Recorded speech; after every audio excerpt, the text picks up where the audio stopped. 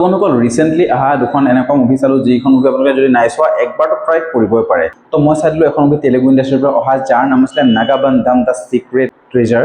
আৰু ট্ৰেইলাৰটো যেতিয়া চাইছিলো তাত দেখিছিলো আমি বহুত বস্তু দেখাইছে, একশ্যন এডভেঞ্চাৰ একদম এনেকুৱা লেভেলত দেখাইছে গ্ৰেণ্ড স্কেল টাইপ ট্ৰেইলাৰটোত, যে নেকি চিনেমাখন চাবলৈ সবেই যে ইচ্ছুক হ'ব সেই বস্তুটো গেৰাণ্টি দিব এওঁলোকে, ঠিক আছে। কিন্তু ট্ৰেইলাৰটো দেখুৱাবলৈ জানো চিনেমাখন হ'ল এতিয়া ফাইনেলি বহুত বেছি ভাল কোৱালিটি হিন্দী ৰেভিং পাই গ'লো, যাৰ কাৰণে মই চাই দিলোঁ চিনেমাখন। আৰু চিনেমাখন চাবলৈ হ'লে মিনিমাম আপোনালোক 3 ঘণ্টা প্লাছ সময় দিব লাগিব, মিনছ 3 ঘণ্টা 5-10 মিনিট সময় তাত দিবই লাগিব। তো 3 ঘণ্টাতকৈ ওপৰ এখন চিনেমা গোটেই টাইমটো ৱৰ্ক হয়নে আপোনালোকৰ জানো আহক। নাগাবন্ধম চিনেমাখন একদম ডিভোচনেল একদম মাইথলজিকেল টাইপ চিনেমা এখন, একদম শ্ৰী বিষ্ণুক বহুত ধুনীয়াকৈ ৰিপ্ৰেজেণ্ট কৰিছে, শিৱ বা বহুত ধুনীয়াকৈ ৰিপ্ৰেজেণ্ট কৰা দেখুৱাইছে, ঠিক আছে। কিন্তু তাৰ মাজত চিনেমাখনৰ যিটো মেইন হিৰো আছিলে সেই মেইন হিৰোৰ যিটো এক্টিং আৰু মেইন ভিলেনৰ যিটো এক্টিং একদম বাকৱাছ দূৰ কৰি পেলালে। ফাইটাৰখন আপোনালোকে নিশ্চয় চাইছে, ঋতিক ৰোশনৰ তাত যিজনে ভিলেন কৰিছিলে ইয়াতো একে ভিলেন, ঠিক আছে। আৰু যিজন হিৰো ইয়াত আছে বিৰাটখন ছেকেণ্ড হে মুভি, ঠিক আছে। তাৰ আগৰ কাপ্পু কিবা এখন মুভি আছিলে, সেইখন মুভি মই চোৱা নাই, আপোনালোকে যদি চাইছে কমেণ্ট কৰি জনাই দিব। তো চিনেমাখনৰ ডাইৰেকশ্যন আৰু স্ক্ৰীন প্লে ইমান উইক হ'ল যে এনেকুৱা তাগৰা এটা ষ্টৰি লাইন থকাৰ পাছতো পটেঞ্চিয়েল কিন্তু আছিলে ষ্টৰিটোৰ, মই এইটো নকওঁ, কাৰণ মাইথলজিকেল বেষ্ট মুভি আছে, একশ্যন ড্ৰামা ফেণ্টাচি গোটেইখিনি ইয়াতে সোমাইছে, কমেডিক বাদ দি পেলাই, কিন্তু বহুত বেছি ভাল হ'ব লাগিছিলে। কিছুমান জেগাত ফ্ৰেম ইমান ধুনীয়া, মানে আপোনালোকক চালে চাই থাকিবলৈ মন যায়, যেন মানে একদম বহুত ভাল একদম গ্ৰেণ্ড স্কেলত বনাইছে। অসমীয়াত এটা কথা আছে ন, অল্প বিদ্যা ভয়ংকৰী, তো এই চিনেমাখনো তেনেকুৱাই হ'ল। চিনেমাৰ ডাইৰেক্টৰে ভাবিলে চাগে মই বহুত বস্তু কভাৰ কৰি পেলাই একদম গ্ৰেণ্ড স্কেলত দেখুৱাম, মই ফাইটিংটো বহুত গ্ৰেণ্ড দেখুৱাম, মই মিউজিকটো বহুত গ্ৰেণ্ড দেখুৱাম, মই ভিজুৱেলছটো বহুত গ্ৰেণ্ড দেখুৱাম, লোকেশ্যন বহুত গ্ৰেণ্ড বনাম, কিন্তু শেষত গৈ তাৰ ভিতৰত কমপ্লিটলি একোৱেই নাহিলে।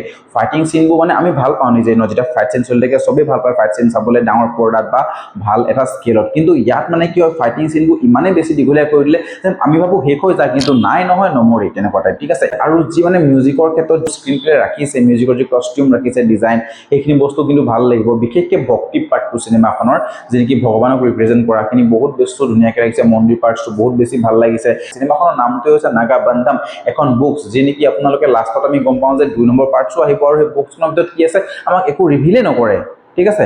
তো কাহিনীটো আপোনালোকক এনেকুৱা হয় যে বহুত বেছি ইণ্টাৰেষ্টিংকৈ বঢ়াই টুইষ্ট এণ্ড টাইপ তেনেকুৱা দিব নহয়, আপোনালোকে এটা ফেমিলি ড্ৰামা ইছ্যুৱে বেলেগ দেখিব, সেইখন কিবা শেষত কিবা ৰিভেঞ্জ টাইপে হয়গৈ চিনেমাখন, ঠিক আছে। পৃথিৱীত হৈ থকা অন্যায়ৰ ফলত আৰু নাগবন্ধম কিতাপখনৰ যি আছে সেই ঐশ্বৰিক শক্তি মানে সেইখন পাই যোৱাৰ পাছত যি নেকি একদম সৰু একদম পুৰা মানে অমৰ হৈ যায়, তেনেকুৱা ধৰণৰ ইয়াত কনচেপ্ট অলপ ৰাখিছে। তো সেইটো কাৰণে যেতিয়া বহুত বেছি অন্যায় হয় তেতিয়া শিৱৰ যি আশীৰ্বাদ স্বৰূপে হিৰোটো ইয়াত প্ৰকট হয়, তাৰ পাছত চিনেমাখন কেনেকুৱা ধৰণে গতি কৰে সেইবোৰ গোটেই বস্তুখিনি চাবলৈ আপোনাক চিনেমাখন চাব লাগিব, ঠিক আছে। তো ছাপৰ্টিং এক্টৰ বহুত বেছি ভাল আছিলে, কিন্তু হিৰোটোৱে গোটেই চিনেমাখন খাই পেলালে। এটা চিন আছে ক্ৰক'ডাইল লগত ফাইট কৰা পানীত, মানে ক্ৰক'ডাইলটো কেনেকে এখন হাতে ধৰি পেলাই ৰছী এনেকে বান্ধি থাকে, এনেকুৱা ফাল্টু লাগে।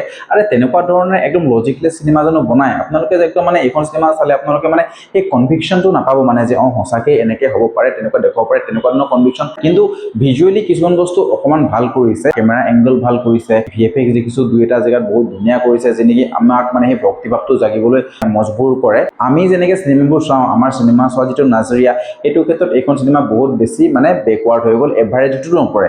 কিন্তু আপোনালোকে যদি এইখন চিনেমা মা দেউতাক দেখুৱায়, তেওঁলোকে এইখন চিনেমা বহুত বেছি ভাল পাব, কাৰণ মাইথলজি জড়িত হৈ আছে, ডিভোচনেল এংগল জড়িত হৈ আছে, ভগৱানক ৰিপ্ৰেজেণ্ট কৰিছে, ঠিক আছে, ঐশ্বৰিক শক্তি দেখুৱাইছে। তো কেনেকৈ মানে নাগবন্ধম কিতাপখনৰ পৰা সিহঁতি অমৰ হ'ব বিচাৰে, সেইখিনি তাৰ জাৰ্ণিটো বহুত বেছিকৈ ইয়াত দীঘলীয়া কৰি লেহেমীয়া কৰি পেলাইছে। তো মই মোৰ ফালৰ পৰা এখন মুভি বহুত বেছি খাছ নাপালোঁ, কিন্তু আপোনালোকৰ ওচৰত যদি বেলেগ ভাল একো মুভি নাই তেনেহ'লে আপোনালোকে এইখন মুভি টাইম পাছ হিচাপে ল'ব পাৰে। তাৰ নেক্সট চাইছিলোঁ এখন চিনেমা যি নেকি মলিউড ফালৰ পৰা আহিছিলে, যাৰ নাম হৈছে নেকি আমি থমাছক দেখিবলৈ পাইছোঁ। তাৰ মুভি আহিলে মই বহুত বেছি ভাল পাওঁ চাবলৈ, তো সেইকাৰণে তেখেতৰ কাৰণে মুভিখন চালোঁ। আৰু এজন এক্টৰৰ কাৰণে এইখন চিনেমা চালোঁ, যাৰ নাম হৈছে পৃথ্বীৰাজ।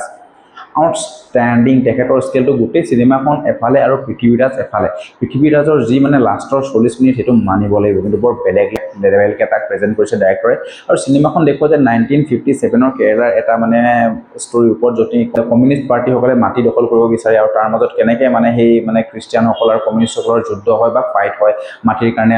আমি সেইটো সময়ত মানে 1957 জমিনদাৰসকল কিমান পাৱাৰফুল আছিলে, তেখেতলোকৰ আণ্ডাৰত কেনেকৈ পলিটিচিয়ানো মাহাতৰ মুঠিত আছিলে, গোটেইখিনি বস্তু কভাৰ কৰি পেলাই আমাক এটা ড্ৰামা থ্ৰিলাৰ টাইপ মুভি আমাক কাষ্ট কৰিবলৈ এখন চিনেমাই বিচাৰিছে তো আপোনালোকে যদি এখন চিনেমা নাই চোৱা চাব পাৰে হিন্দী ডাবিং আহি গ'ল প্ৰাইম ভিডিঅ'ত একদম ধুনীয়াকৈ আছে তো থমাছৰ কাৰণে আপোনালোকে ওৱান টাইম টু চান্স দিবই পাৰে সেইটো মই জানো আৰু পৃথ্বীৰাজ চৌহানকো আপোনালোকে দিব পাৰে লাষ্টত যেতিয়া পৃথ্বীৰাজ চৌহানক ৰিভিল কৰা হয় যে আচলতে সি কেনেকুৱা এটা কেৰেক্টাৰ প্লে কৰিছে সেইখিনি বস্তু চাই কিন্তু আপোনালোকে চিৰিয়াছলি কৈছোঁ ছেটিছফাইড হ'ব মুভিও আপোনালোকে 2 ঘণ্টা হয় মুভিখন কিন্তু আপোনালোকে প্ৰায় ফাৰ্ষ্ট হাফটো বা 15-20 মিনিটলৈকে চিনেমাখনে বহুত চুবাব মানে ঘূৰাব মানে আপোনালোকে ষ্টৰিটো অকণমান আটা পাতা বুজিবলৈ অকণমান টাইম লাগিব ঠিক আছে কিন্তু অভিনৱ থমাছৰ যিটো একশ্যন বা তেখেতৰ যিটো এক্টিং সেই এক্টিঙে চিনেমাখন লৈ যায় চিনেমাখনৰ স্ক্ৰীন প্লে ভাল হৈছে ডায়লগ ডেলিভাৰীও ঠিক হৈছে এক্টিঙো বহুত ভাল হৈছে কিন্তু চিনেমাখনৰ ষ্টৰিটোৰ কনভিকশ্যন একো মই দেখা নাপালোঁ নেৰেশ্যনটো বহুত পৰ পালোঁ লাষ্টৰ যিটো ক্লাইমেক্স আছিলে ক্লাইমেক্সটো মানে বহুত বেছি আৰু অলপ ভাল কৰিব পাৰিলেহেঁতেন যেনেকৈ ইয়াতে মানে পৃথ্বীৰাজ চৌহানৰ লগত দেখা যায় আৰু 2 নম্বৰ তাতো পাৰ্ট মে বি আহিব পাৰে